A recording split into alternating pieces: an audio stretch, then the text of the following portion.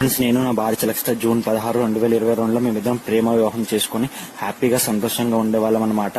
అంతేకాకుండా హైదరాబాద్ లోనే మేము మాకంటూ మేము సంపాదించుకోవాలని మేము సపరేట్ గా ఒక రూమ్ తీసుకుని హ్యాపీగా సంతోషంగా సంసారం చేసుకుంటూ ఎటువంటి గొడవలు లేకుండా సంతోషంగా ఉండేవాళ్ళం అనమాట.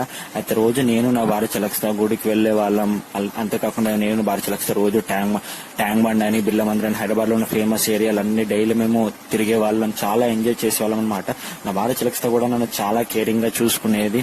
అయితే నా భార్య చలక్షిత కూడా నేనంటే చాలా ప్రేమ, చాలా ఇష్టం అన్నమాట. అయితే కొన్ని రోజుల తర్వాత నా భార్య చలక్షిత ప్రెగ్నెంట్ అయిందనమాట. నా భార్య చలక్షిత ప్రెగ్నెంట్ అయిన విషయం తెలిసి నేను చాలా హ్యాపీగా ఫీల్, అంటే నేను తండ్రిని అవుతున్నానని విషయం నాకు తెలిసి నాకు చాలా హ్యాపీగా అనిపించింది అనమాట. అయితే నా భార్య చలక్షిత ప్రెగ్నెంట్ అయిన విషయం నా భార్య వాళ్ళ ఫ్యామిలీ కూడా ఫోన్ చేసి చెప్తే నా భార్య వాళ్ళ ఫ్యామిలీ కూడా చాలా హ్యాపీగా ఫీల్ అయ్యి మా లవ్ని కూడా వాళ్ళు యాక్సెప్ట్ చేసి మమ్మల్ని వాళ్ళ ఇంటికి పిలిచారు. నేను నా భార్య చలక్షిత నా భార్య వాళ్ళ ఫ్యామిలీ వాళ్ళ ఇంటికి అయితే వెళ్ళామన్నమాట. నా భార్య చలక్షిత ఫ్యామిలీ వాళ్ళ ఇంటికి వెళ్ళిన తర్వాత సడన్ గా మా ఊరు నుంచి మా అమ్మకి ఆరోగ్యం బాగాలేదు. మా అమ్మ ఆరోగ్యం సీరియస్ గా ఉందని చెప్పి నాకు ఫోన్ కాల్ వస్తే అర్జెంట్ గా నాకు వేరే దారి లేక నా భార్య చలక్షిత అని నేను నా భార్య వాళ్ళ ఫ్యామిలీ వాళ్ళ ఇంట్లోనే విడిచిపెట్టాల్సి వచ్చింది అనమాట. అయితే నేను ఒక్కడినే మా అమ్మ కోసం మా ఊరికి వెళ్ళాను అనమాట. నా భార్య చలక్షిత నా భార్య వాళ్ళ ఫ్యామిలీ దగ్గర విడిచిపెట్టి నేను ఒక్కడినే మా అమ్మని చూసుకోవడానికి ఊరికి వెళ్ళాను. అయితే నేను ఊరికి వెళ్లి తిరిగి వచ్చే లోపు నా భార్య చలక్షిత నాకు తెలియకుండా ప్రెగ్నెన్సీ అబార్షన్ చేయించింది. అంటే నాకు తెలియకుండా, నా పర్మిషన్ లేకుండా ప్రెగ్నెన్సీ తీయించేసింది అనమాట.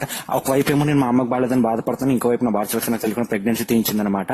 అయితే నేను ఊరు నుంచి తిరిగి వచ్చిన తర్వాత నా భార్య చలక్షిత వాళ్ళ ఫ్యామిలీ వాళ్ళ ఇంటికి అయితే వెళ్ళాను. వెళ్ళిన తర్వాత నా భార్య చలక్షిత ఫ్యామిలీ వాళ్ళు బాగానే మాట్లాడారు. తర్వాత నా భార్య చలక్షిత ఎక్కడ అని నా భార్య వాళ్ళ ఫ్యామిలీని అడిగినప్పుడు నా భార్య ఫ్యామిలీ వాళ్ళు ఏమన్నారంటే, నీ భార్య చలక్షిత ఎవరు అబ్బాయితో లేచిపోయింది, ఎక్కడికో వెళ్ళిపోయింది అని, భార్య చలక్షిత ఎక్కడ ఉందో వెళ్ళి వెతుకో అంటే నాకు చాలా బాధ అనిపించి నిజంగా భార్యలు చేసింది. హైదరాబాద్ అంతా నా భార్య చలక్షిత కోసం వెతికారు. నా భార్య చలక్షితకి ఏమైందో, ఎక్కడికి వెళ్ళిపోయిందో, చనిపోయిందా లేకపోతే నిజంగా ఎవరైనా పెళ్లి చేసుకుని వెళ్ళిపోయిందా అని చెప్పి బాధపడుతున్నా. నా భార్య చలక్షిత ఒక రోజు నాకు వీడియో కాల్ చేసి, అజయ్ నేనేం లేచిపోలేదు, వేరే అబ్బాయిని పెళ్లి చేసుకోలేదు, నేను చనిపోలేదు, నేను బానే ఉన్నాను, ఒకసారి నువ్వు నన్ను గుడిలో కలు, నీతో ఒక విషయం మాట్లాడాలి, నేను అర్జెంట్ గా కలవాలి అని చెప్తే నేను నా భార్య చలక్షిత గుడిలో కలుసుకున్నాను అనమాట. నా భార్య చలక్షిత నన్ను గుడిలో కలిసి నాకు చెప్పిన విషయం ఏంటంటే, అజయ్ నేను ప్రెగ్నెన్సీ అబార్షన్ చేయించేశాను, నాకు అప్పుడే పిల్లల్ని కనడం ఇష్టం లేదు, నేను అబార్షన్ చేయించుకున్నానని చెప్పేసరికి నాకు చాలా బాధ అనిపించింది అనమాట. చాలా షాకింగ్ అయిపోయింది అనమాట. నా భార్య చలక్షిత ప్రెగ్నెన్సీ తీయించిందన్న విషయం తెలిసి నేను నా భార్య చలక్షిత మీద కంప్లైంట్ చేస్తానని చెప్పాను. అయితే నా భార్య చలక్షిత ఏం చేసిందంటే తన లవర్ తో కలిపి నన్ను శ్మశానంలో నా మీద మర్డర్ అటెంప్ట్ చేయించి నన్ను చంపడానికి ప్రయత్నం అయితే చేసింది. నా బాడీ అంతా, నా ఫేస్ అంతా ఫుల్ బ్లడ్ వచ్చేసింది అనమాట. అయితే నేను కోపంలో ఏం చేశానంటే నా భార్య చలక్షితకి అలాగే వీడియో కాల్ చేసి, నేను పోలీస్ స్టేషన్కి వెళ్ళి నీ మీద, నీ లవర్ మీద కంప్లైంట్ చేయడానికి వెళ్తున్నాను, నన్ను మోసం చేస్తాను, నేను కంప్లైంట్ చేయడానికి వెళ్తున్నాను అంటే నా భార్య చలక్షిత ఏమో నాకు నిజంగా లవర్ లేడు, అబ్బాయి నాకు అన్నయ్యతో సమానం, నేను కొట్టిన అన్నయ్య, నువ్వు నన్ను నమ్మట్లేదు కదా, మా ఇద్దరు అనుమానిస్తున్నా కదా, సూసైడ్ చేసుకుంటానని చెప్పి ఫోన్ లో విధంగా సూసైడ్ చేసుకున్నట్టు యాక్టింగ్ చేసింది.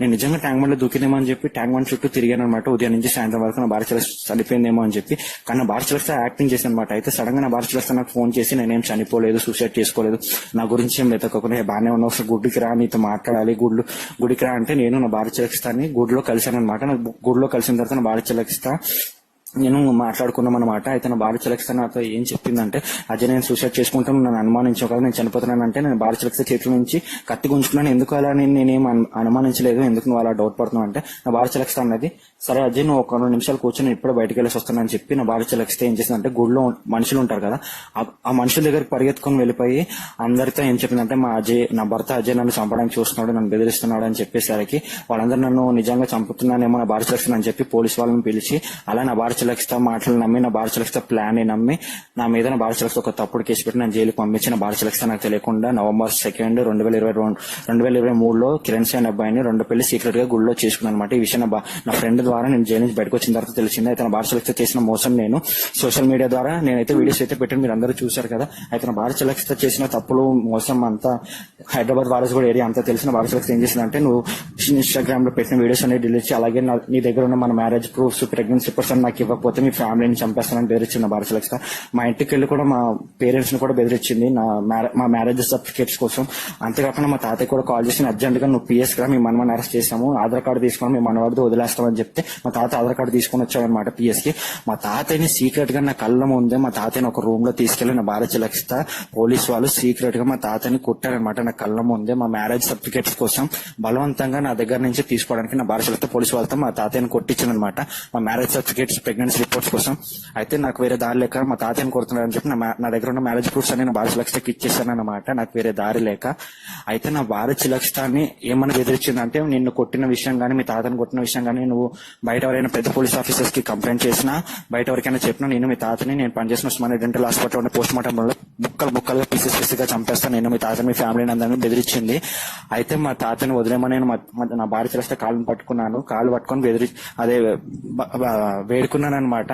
అయితే నా భార్య చిలక్ష నన్ను కూడా వదిలేమని చెప్తే నా భార్య చిలక్ష నన్ను మోసం చేసి మళ్ళీ నన్ను జైలుకి పంపించింది అనమాట. నా భార్య చిలక్ష నన్ను జైలు పంపించిన తర్వాత నా భార్య చిలక్ష ఏం చేసిందంటే, నా దగ్గర ఇంకేమైనా మ్యారేజ్ ప్రూఫ్స్ ఉంటే ఇచ్చే, లేకపోతే నేను జైలు నుంచి బయటికి రానివ్వను. అంతేకాకుండా నా భార్య చిలక్ష మా ఫ్యామిలీ కూడా ఫోన్ చేసి మీ ఫ్యామిలీని కూడా ముక్కలుగా చంపేస్తాను, నీ దగ్గర మీ అజ్జయ్కి సంబంధించిన అంటే ప్రెగ్నెన్సీ రిపోర్ట్స్ ఏమైనా ఉంటే ఇచ్చేయమని చెప్పి నన్ను ఇంకా జైల్లో ఉండగా నన్ను బెదిరిస్తూనే ఉంది. అంతేకాకుండా మీకు ఇంకో విషయం అయితే చెప్పాలి, నా భార్య చిలక్ష నా మీద చాలా మర్డర్ అటెంప్ట్ అయితే చేసిందనమాట. నేను జైలు నుంచి తిరిగి వచ్చిన తర్వాత జైలుకి వెళ్ళక ముందు పోలీసు వాళ్ళతో కూడా నన్ను చాలా సార్లు డబ్బులు ఇచ్చి కొట్టించింది. నా దగ్గర ఉన్న మ్యారేజ్ సర్టిఫికేట్స్ అవన్నీ తీసుకోవడం కోసం చాలా నన్ను టార్చర్ చేసింది. అయితే ఇది ఫ్రెండ్స్ జరిగిన విషయము.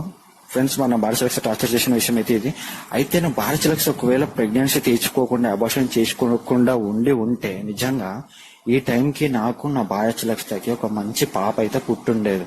నేను నా భార్య చిలక్ష మా పుట్టిన పాపతో నేను చాలా హ్యాపీగా ఫీల్ అయ్యేవాడిని. ఇప్పుడు మీరు వీడియోలో చూస్తున్నట్టు నా భార్య చిలక్షతో మా పుట్టిన పాపతో సంతోషంగా ఆడుకుంటూ పాడుకుంటూ నా పుట్టిన కూతురుతోని, నాకు కూతురు అంటే చాలా ఇష్టం అనమాట, నా పుట్టిన కూతురుతోని మా పుట్టిన పాపతో సంతోషంగా పండుగ చేసుకుంటూ అటు దీవాళి, సంక్రాంతి, అటు మొత్తం నెలంతా ప్రతి ఒక్క పండుగ సంతోషంగా నా కూతురుతోని నా భార్య చిలక్షతో సంతోషంగా చేసుకునే వాడిని. ఇదే నా డ్రీమ్ అనమాట. నా భార్య చిలక్ష నా డ్రీమ్ అంతా నాశనం చేసింది. మా పుట్టాల్సిన బిడ్డని అబార్షన్ లోనే ప్రెగ్నెన్సీ చంపేసింది అనమాట. ఫ్రెండ్స్, ఇది నా స్టోరీ అంతా ఇది ఫ్రెండ్స్. సో మీరైతే నా స్టోరీ మొత్తం విన్నారు కదా ఫ్రెండ్స్. నేను నా భార్య చిలక్ష జూన్ 16, 2022 మేమిద్దరం